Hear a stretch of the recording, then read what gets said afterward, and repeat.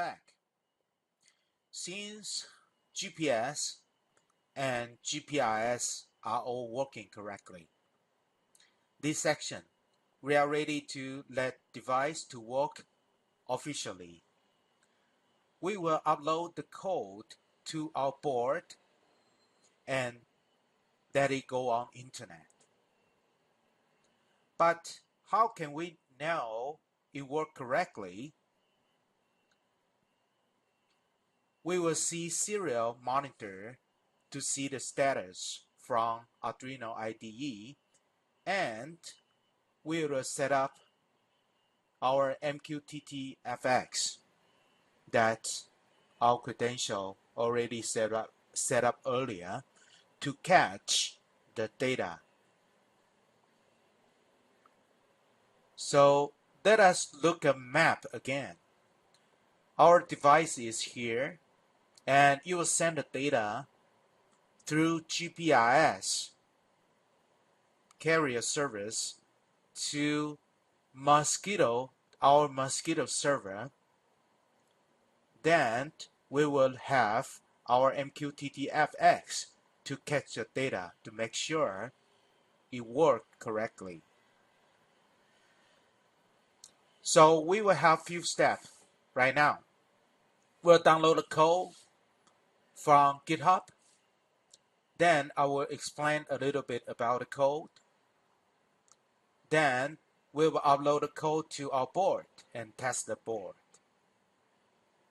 Then I will have MQTT FX to catch the data. Then I will remove the USB cable and switch the to battery mode and let the device to run independently. So let's go. Still, let us go to browser. Go to GitHub. Search Linkit One GPS. Okay, so you will see a file under Howard Wayne.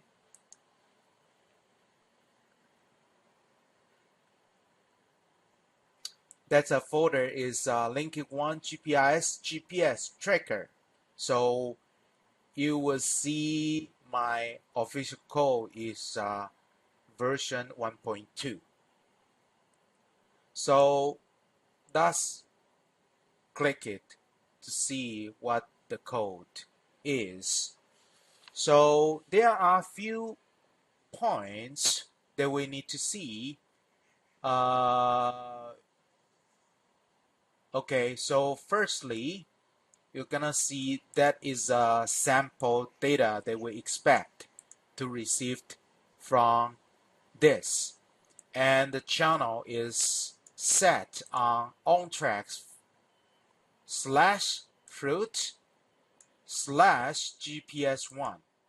Okay, and here are a few credentials that you have to change over here.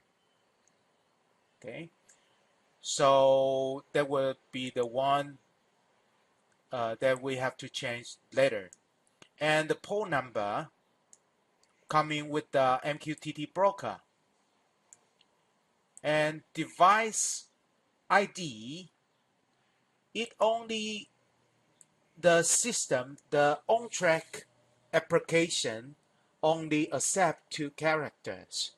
So you can change whatever you like, but only 2 characters here. And we have to give a username, MQTT login username. Remember that we have created 2 usernames. One is Howard, one is Crystal. So that is 4 essential credentials that you have to change over here later. Then here are some optional settings, I would suggest you might just keep it. Okay. Then if we go detail about the code, this part it's about GPS. Okay, we don't need to change that. And here are some code about the GPS data conversion. Okay, so please skip it. And this part is that I put 80 seconds here. That means this device will time out. And I set 80 seconds of maximum time for searching GPS signal.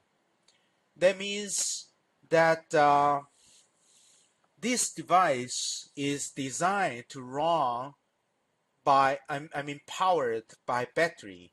So if in case that this device is indoor and there is no GPS signal, if the device keeps searching the signal, that battery will run out very easily. So that's why that I set the timeout time 80 seconds over here. So you can change if you need longer time. That's fine, up to you. And this section is about the behavior of LCD flashes. Okay, so you might just keep it. Okay, so here are some comments, and you can study that if you are interested. Okay, so this section is about the pushing data to the cloud. So we organize the data over here, and we push the data.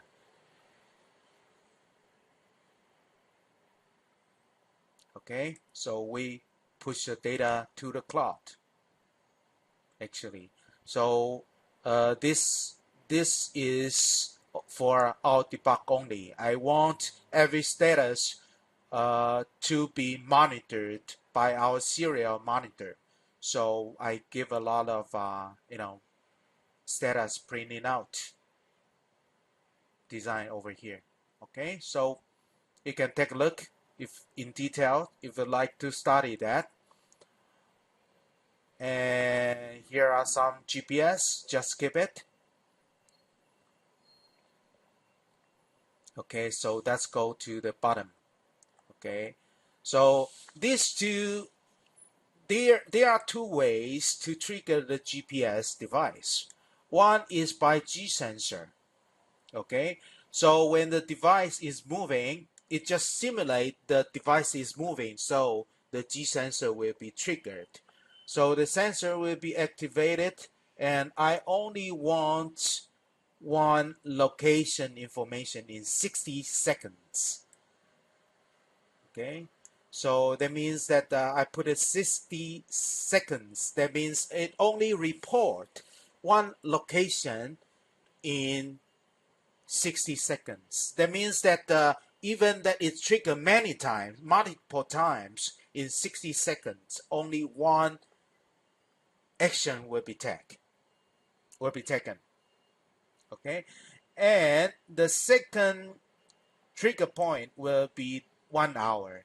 That means second trigger time to report data, GPS data regularly in 1 hour. That means I don't want my device to be, reporting location all the time, very frequently, because the power is very precious. Okay, so when the device is not in motion, say at night, it only report one location once in 1 hour. Okay, so that basically the code look like. Okay, so for me it's about maybe many versions already, but is my fine-tune version. Okay, so you can take a look as you can take a look in detail that this code is designed to log into GPS service and then log into the MQTT server again and log out. Okay, so you can study that in detail. I believe you will find some interesting over there. Okay, so we are ready to upload our code to the board. Okay, so I assume that you know how to do that. We can copy the raw file or we can download it. Okay, for saving some time, I already have my code is ready here. Okay, so right now we change our credentials here. Remember that we already set our MQTT broker over here. So this is the first information, the broker service that we need. You just put it here. Okay, then port number is 18883. Okay, so we put it here. Then our device ID, since that is GPRS, okay, so I would might use GPRS. So I will use, maybe I would like to change to GPRS, GS. How about that? Okay. And the username has to be Howard for in my case, because remember that we set two usernames. Okay, one is Howard, one is Crystal. Okay, so I use the Howard for login username in my case. Okay, so we keep the rest as default, unchanged.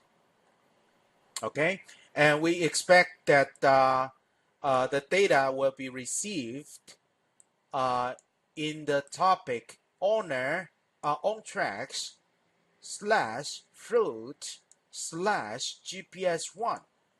Okay, so that would be the one that we expect to receive. So let's go to MQTT FX. Okay, I want you to choose the on recorder. Remember, when we set it up, we used this account earlier. Okay, but let us make sure that credential is correct. The profile is recorder. Then the broker address is the same. Remember, let's double check. Okay, it's here. Okay, that's correct. Phone number is 1883. Okay, random client ID. Then user credential like we like used to Howard, and random password. Remember that we don't have password, but you just enter anything. Okay, that's correct. That's the one that we have. So we use the connect. Then we can expect to see green light. That means that this client connect with our MQTT server already. Then let's go to the subscribe. Okay, I would like you to set a topic is called owntracks / pound. That means all the data under owntracks Okay, I mean the pound means the white card. That means that all the data under owntracks will be received, okay, from my topic, from my subscribe topic. So I click subscribe, okay. So ignore this message, okay. So it should be here, okay. So any data, when we send the data to device, send the data to internet, to our MQTT broker, we can expect to receive from here, okay. So let's go to our device right now, and that's push our upload our code to our device. So then, welcome back.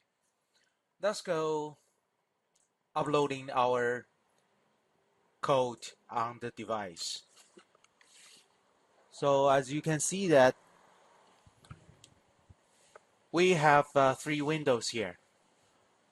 On the left is our MQTT FX as a MQTT client. So we have subscribe, a channel, a topic, on track. So that means every data sent to the topic under on tracks, and we will expect to receive from here. And in the center, that is our Arduino IDE that we will upload our code to our device. On the right, that is our actual device. Okay, then we are ready to upload our code on our device now. Okay, as you can see that my device is already USB cable connected, and we can expect 2 port is ready. So I will use our modem port 12 to upload my code. Here we go.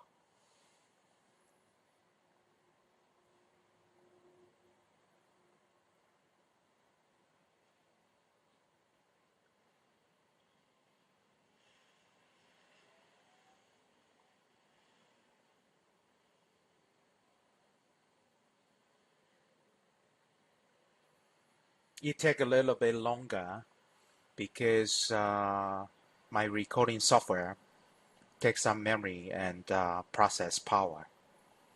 So I believe yours will be quicker.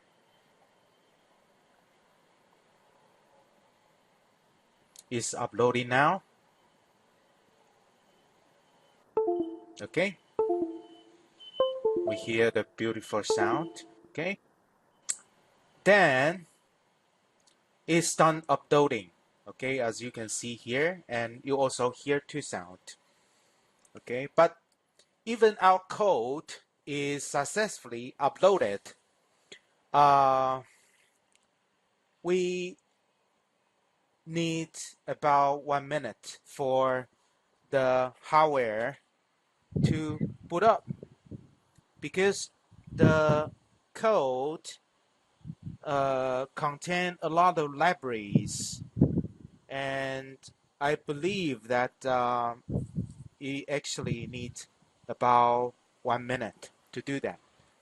So in the meantime, that we switch our port to 11.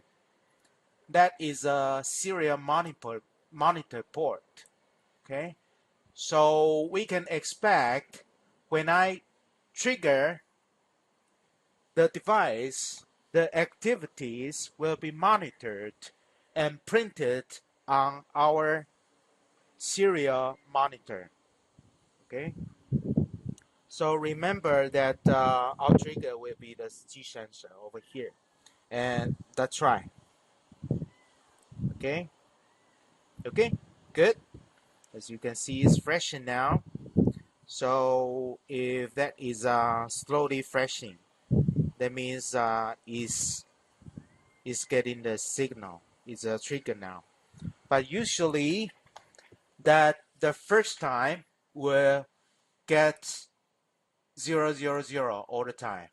That means that it hasn't acquired the GPS data, but our server already got the data. Okay, if you can see our data package 1, you can see that is 000. Okay, so that means the signal is successfully sent into our broker and already received from our MQTT FX. Okay, so we will do. I want to have the my device to run independently. That means I want to disconnect the cable and let the device to be powered by battery. Okay, so the next I will unplug the cable, but I have another board here, and I will pull the switch from the left to the right to the battery part. Okay, so I will do the same on my board for the next.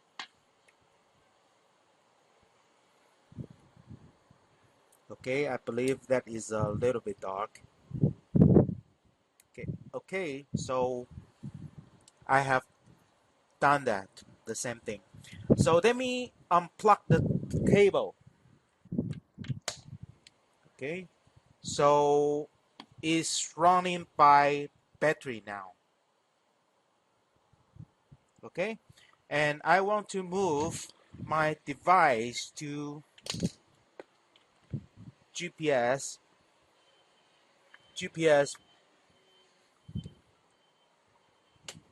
to outward, so my device can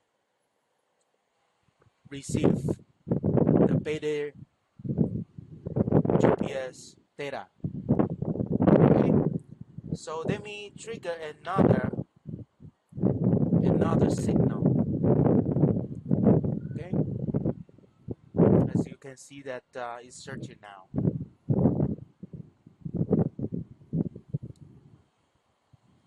Okay,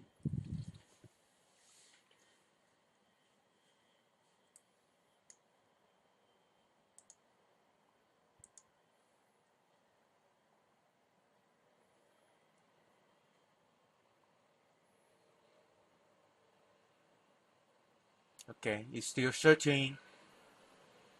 If you can see the light is still flashing. Okay, then we got another data package now. Okay, but it's still 000. Okay, I believe the code is good, but sometimes it takes several times to do that. Okay, let me give it another time.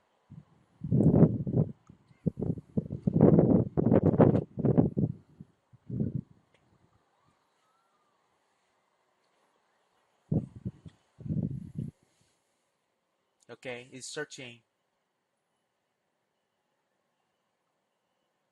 Let us see if we have good luck this time.